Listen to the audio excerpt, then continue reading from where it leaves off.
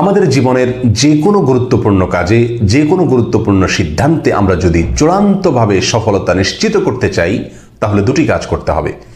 তার একটি হলো সংশ্লিষ্ট কাজ শুরু করবার আগে, আরেকটি কাজ হলো পরে।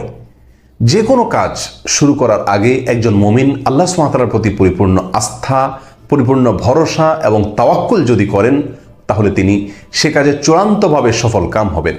আল্লাহ সুবহানাহু ওয়া তাআলা কোরআনে কারীমে বলেছেন, ফাইজা আযামতা ফাতাওয়াক্কাল আলাল্লাহ।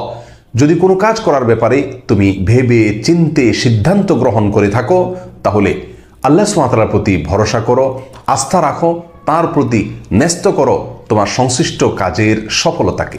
অন্য আয়াতে তিনি বলেছেন, ওমান ইয়াতাওয়াক্কাল আলাল্লাহ ফাহুয়া হাসবুহ। যে ব্যক্তি আল্লাহর প্রতি ভরসা করবে, তাওয়াক্কুল করবে, আল্লাহ তার জন্য যথেষ্ট হয়ে যাবেন। আর আল্লাহর যার জন্য যথেষ্ট হয়ে যান, সেই ব্যক্তি কখনো ব্যর্থ হতে পারে না।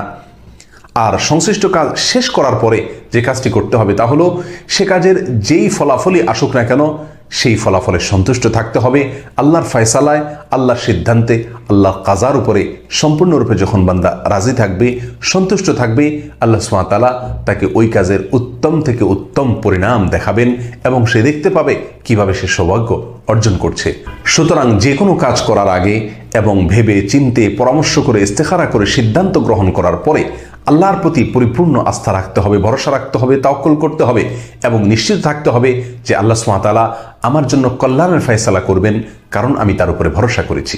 আর কাজটি সম্পাদিত হওয়ার পরে, শেষ হওয়ার পরে তার বাহ্যিক ফলাফল যাই হোক না কেন, সম্পূর্ণরূপে আল্লাহর প্রতি সন্তুষ্ট থাকতে হবে। মনে রাখতে হবে, যেহেতু আমি আল্লাহর উপর তাওয়াক্কুল করেছি কাজটি শুরু করার আগে, অতএব আল্লাহ সুবহানাহু ওয়া তাআলা আমাকে সফলতা দেবেনই। বাহ্যিকভাবে যদি আমার সে কাজে সফলতা আমি নাও দেখতে পাই, নিশ্চিতভাবে জেনে রাখতে হবে চূড়ান্ত সফলতা আমার জন্য অপেক্ষা করছে, এর ভেতরেই আমার জন্য মঙ্গল নিহিত আছে। আল্লাহ সুবহানাহু ওয়া তাআলা আমাদের সকলকে সকল কাজে, সকল সিদ্ধান্তে এভাবে সফল কাম হওয়ার তৌফিক দান করুন, সার্থক হওয়ার তৌফিক দান করুন। আসসালামু আলাইকুম ওয়া রাহমাতুল্লাহি ওয়া বারাকাতুহু।